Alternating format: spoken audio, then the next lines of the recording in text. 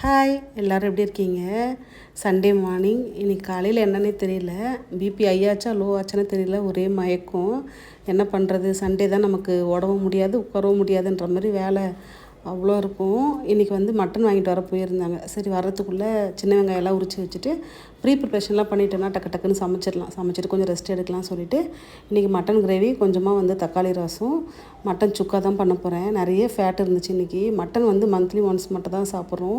தமிழ்நாடை கம்பேர் பண்ணும்போது இங்கே கிடைக்கிற மட்டனில் ஃபேட்லாம் அதிகமாக இருக்கும். குக்கரில் நல்லெண்ணெய் தாராளமாக சேர்த்துட்டு கொஞ்சமாக சோம்பு, அது கூட கருவேப்பிலை எல்லாம் சேர்த்துட்டு சின்ன வெங்காயம் தாராளமாக சேர்த்துருக்கேன். இஞ்சி பூண்டு பேஸ்ட்லாம் போட்டு மட்டனை போட்டு கொஞ்சமாக தண்ணி சேர்த்து 5 விசில் விட்டு எடுத்தாச்சு. நம்ம ஊரில் எப்படி இருக்கும் மட்டன், அதை பொறுத்து நம்ம வேக வைக்கணும். சிம்பிளான சுக்கா ரெசிபி பார்க்கலாம். பேனில் தாராளமாக நல்லெண்ணெய் சேர்த்துட்டு தனி மிளகாய்த்தூள், குழம்பு மிளகாய்த்தூள், கருவேப்பிலை எல்லாம் போட்டுட்டு வேக வச்ச மட்டன் அந்த வெங்காயத்தோடு சேர்த்து நல்லா பெரட்டி எடுத்தோம்னா சூப்பராக ரெடியாகி வந்துடும்.